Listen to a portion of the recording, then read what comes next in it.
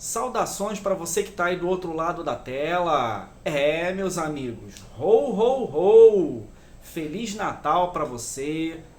Que você tenha um Natal maravilhoso junto com a sua família, com seus amigos, com bebida e comida farta, muitos presentes, muita felicidade e muita união para nós nesse ano de 2025, nesse Natal de 2025, que é o que a gente mais está precisando. Então, antes da gente começar o vídeo, só uns recados básicos da paróquia. Se você acompanha aqui o canal, você deve ter observado que o podcast sumiu, O Mensagem na Garrafa Podcast sumiu aqui do canal do YouTube e também do Spotify, Porque parece que eu tomei vários strikes por conta de direitos autorais, E aí acabou que nisso o podcast foi removido aqui do YouTube e também do Spotify. Mas eu estou com um projeto aí de reinventar uma terceira edição do Mensagem na Garrafa Podcast, que vai estar disponível aqui no YouTube também e também no Spotify, nos agregadores de podcast, Podcast Addict, o podcast da Apple e tudo mais. Vai ficar disponível e eu vou ter que começar do zero. Mas fica ligado, acompanhe aqui o canal no YouTube, acompanhe o blog do Mensagem na Garrafa Podcast, lá o mensagemnagarrafapodcast.blogspot.com, que já vai ter novidade. Então, essas são as notícias da paróquia para esse vídeo de hoje. Mas vamos começar o vídeo efetivamente. Quando a gente pensa em Natal, geralmente 3 histórias principais vêm à memória da gente. 3 histórias que correm no imaginário das pessoas quando a gente pensa em Natal. Quando a gente pensa em Natal, quais são as primeiras coisas que vêm à cabeça da gente?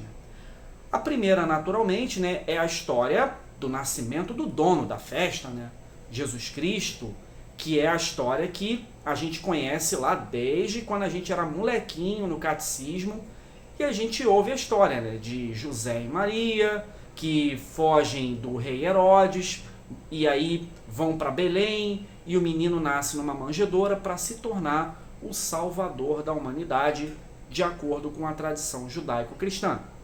Então essa é a primeira história que a gente pensa quando a gente pensa em Natal. A segunda história é uma sequência de acontecimentos históricos que levaram à criação do Natal, E aí a gente está falando da Saturnália, meus amigos. Isso aí, a Saturnália, que foi a festa religiosa mais importante da Roma Antiga, e era uma celebração ao deus Saturno, O deus Saturno, que era o deus da abundância, da fartura, da agricultura.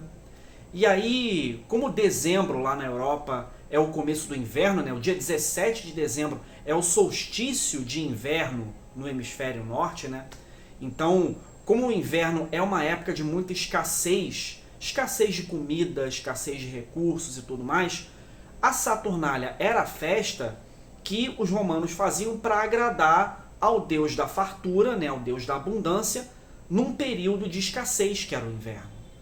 Então, por isso, a gente tem aí os registros históricos da Saturnália.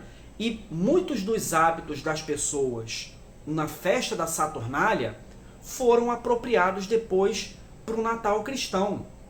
Quando o Império Romano se converteu ao cristianismo, eles começaram a adaptar a Saturnália para ela deixar de ser uma festa em homenagem ao deus Saturno para se tornar a festa do nascimento de Cristo. Então, muitos hábitos, muitos ritos que a gente tinha lá na Saturnália, a gente tem no Natal também. Por exemplo, pendurar guirlanda na porta de casa, botar uma árvore enfeitada na sala de casa. Tanto as pessoas na época da Saturnália faziam, como também fazem no Natal até hoje. As pessoas também na Saturnália trocavam presentes entre si, visitavam familiares. Era uma época de muita reconciliação familiar e com amigos e de diversão regrada. Então, muitas das coisas que a gente tem no Natal cristão hoje, a gente herdou da festa pagã mais importante da Roma Antiga, que foi a Saturnália. Mas o vídeo de hoje é sobre a terceira história que a gente costuma lembrar quando a gente pensa aí na festa do Natal, né? E a história que a gente vai analisar hoje é justamente essa aqui, ó. Um Conto de Natal do Charles Dickens, celebrado escritor britânico da era vitoriana do século XIX, e esse é talvez um dos textos, uma das histórias mais conhecidas do Charles Dickens, né? Junto lá com o Oliver Twist, com outras histórias que ele escreveu, né? O David Copperfield, que eu ainda não tive a oportunidade de ler, mas eu vou ler e vou fazer vídeo aqui no canal, pode esperar. E aí, hoje a gente vai falar dessa história aqui, Um Conto de Natal, que já povoa o imaginário das pessoas quando as pessoas pensam no Natal, né? Do que trata Um Conto de Natal, né? Um Conto de Natal é a história de transformação psicológica, a transformação de espírito de um cara que é um velho extremamente ranzinza, extremamente muquirana, mão de vaca, extremamente arrogante, ele é avarento, que é o Ebenezer Scrooge. O Ebenezer Scrooge é um empresário que é um cara extremamente mão de vaca, ele não empresta dinheiro para ninguém, ele odeia gastar dinheiro e ele trabalha para acumular dinheiro, né? Ele é aquele tipo de pessoa que não trabalha para viver, ele vive para trabalhar e acumular dinheiro. Ele pode ter o dinheiro que for, mas ele não quer gastar, ele só quer acumular dinheiro. O objetivo da vida dele é acumular dinheiro e ele é extremamente mão de vaca, né? E uma das características mais notórias do Ebenezer Scrooge é que ele odeia o Natal com todas as forças. E por que o Ebenezer Scrooge odeia o Natal? Porque justamente no Natal que as pessoas ficam mais generosas, dão dinheiro para os pobres, pagam bonificação de Natal. E aí o Ebenezer Scrooge vai virar assim, pô, você trabalhou mais do que o comum no mês de dezembro do Natal para você ganhar a bonificação de Natal? Se você não trabalhou, então você não merece receber bonificação de Natal nenhuma. E aí o Ebenezer Scrooge era um cara extremamente avarento, amargo, ranzinza. E aí acontece do sócio dele, né, o Marley, morrer e ele ficar sozinho. Mas a morte do Marley não afetou tanto ele assim, né? O Ebenezer Scrooge continuou trabalhando na empresa dele, explorando o funcionário que trabalha na empresa dele, sendo avarento pra caramba, querendo dinheiro a todo custo. Só que aí vai acontecer uma coisa na noite de Natal que vai começar a mudar essa história. O espírito do Marley, o sócio dele, vai visitar o Ebenezer Scrooge e vai falar para ele, olha, você vai receber a visita de 3 fantasmas. Presta atenção na mensagem deles para você não sofrer no mundo pós-morte o que eu estou sofrendo agora. E aí os 3 fantasmas visitam o Ebenezer Scrooge, né? Que é o fantasma dos natais passados, o fantasma dos natais presentes e o fantasma dos natais futuros.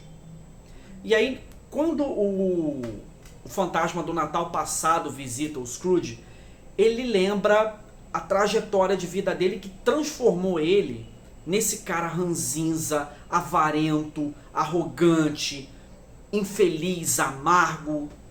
Por que ele deixou de gostar do Natal? Se você vê o passado do Ebenezer Scrooge, ele gostava do Natal, ele celebrava o Natal, ele era alegre de celebrar o Natal.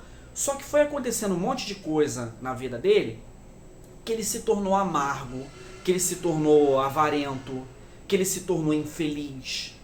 E aí o fantasma do Natal passado vai mostrar isso para ele. E aí tem o fantasma do Natal presente, né, logo em seguida, que mostra as pessoas do convívio do Ebenezer Scrooge celebrando o Natal e lembrando do Scrooge. Falando do Scrooge, né, da ausência dele.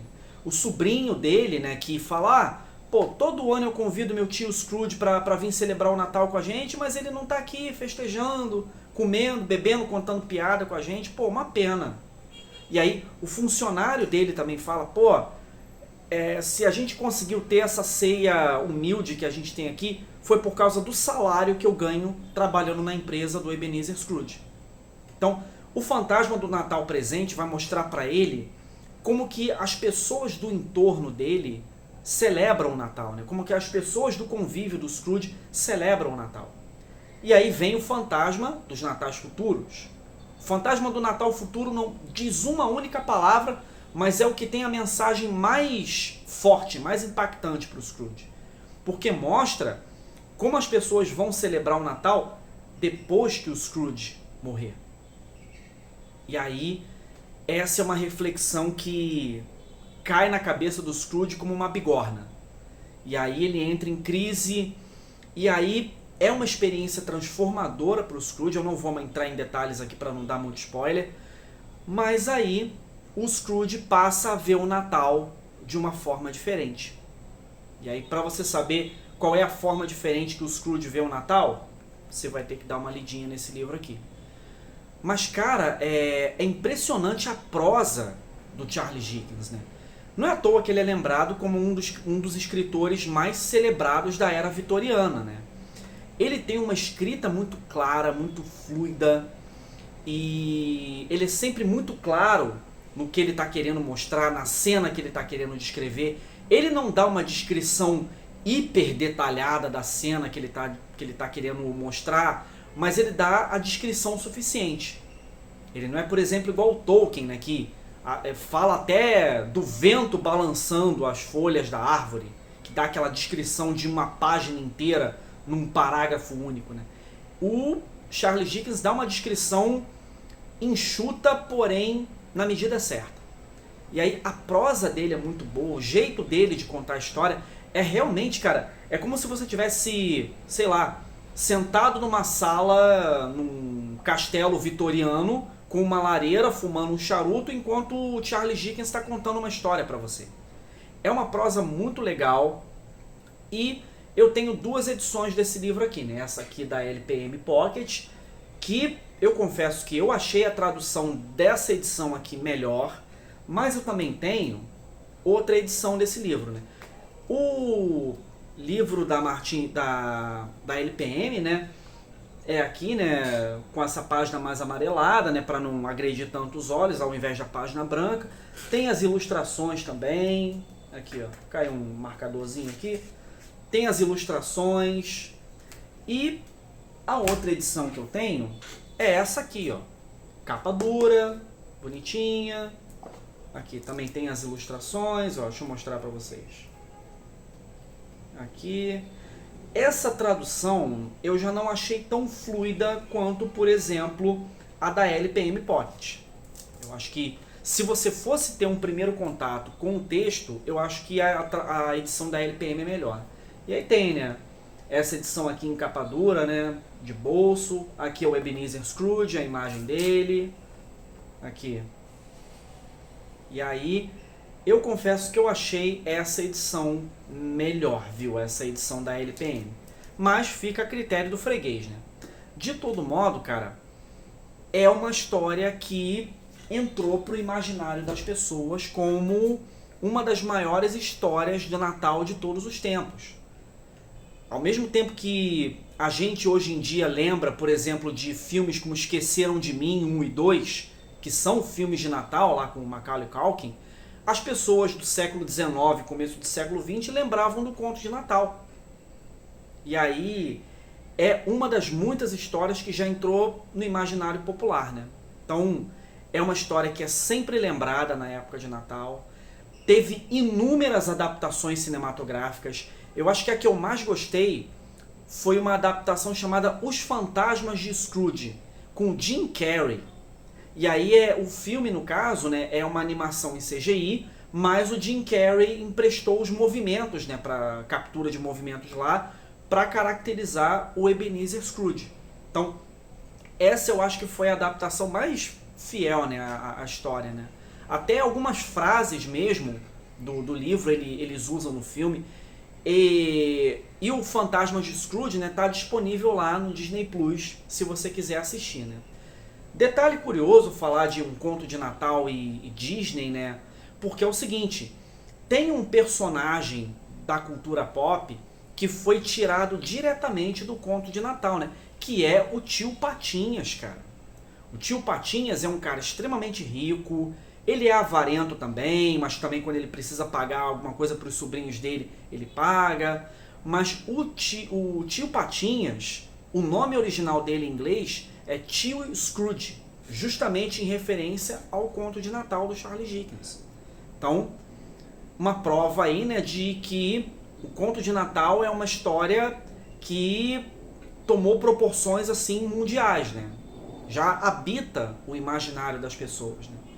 Então, cara, resumindo, é uma história muito fluida, é uma história muito leve, apesar das lições de moral pesadas que a história tem, ela é contada de uma forma muito leve, como se fosse realmente uma história infantil. E isso é muito legal de ver nesse texto. Então, eu achei a prosa bem legal do Charles Dickens. Uma leitura que assim, você lê em 2 horas, tu termina de ler esse livro, é um livro curtinho. Mas eu peguei para ler assim, vou começar a ler aqui. Quando eu vi, eu já tinha terminado a história. E aí, 2 horinhas você arremata. É uma leitura que é bem fluida, prende você quer saber o que vai acontecer. Tem a lição de moral da história, né, da transformação psicológica do Ebenezer Scrooge, né? Então é uma história que todo Natal eu leio ela de novo. Todo Natal eu visito de novo o conto de Natal, né? Então, cara, naturalmente, né, se eu fosse recorrer lá à escala do sabre de luz vermelho para dar uma nota para esse livro, cara, 5 sabres de luz vermelho de 5. Não tem a menor sombra de dúvida, cara. É uma das histórias que eu mais gosto de revisitar. Tão importante quanto ler uma primeira vez e gostar é você revisitar uma história, reler um livro, reassistir um filme e sentir o mesmo prazer que você sentiu da primeira vez. E esse é um livro que proporciona esse tipo de experiência. Recomendo a leitura. Fica aí para você ler Um Conto de Natal do Charles Dickens. Tem também em formato digital, você pode pegar em PDF com uma boa tradução. Tem também no Kindle, se você quiser. É uma história muito popular, então o acesso a ela é muito fácil e vale a pena a leitura para você aprender coisas novas, para você amadurecer, para você se emocionar e para você celebrar essa festa tão bonita que é o Natal. Então, meus amigos, esse foi o vídeo de hoje. Eu vou ficando por aqui. Faz o triplo C, curte, comenta, compartilha, se inscreve no canal, aciona o sininho para sempre ficar por dentro quando tiver novidade e aguarda que o Mensagem na Garrafa Podcast vai voltar em breve. Então, eu fico por aqui, um abraço, Feliz Natal para todos nós e até a próxima. Valeu!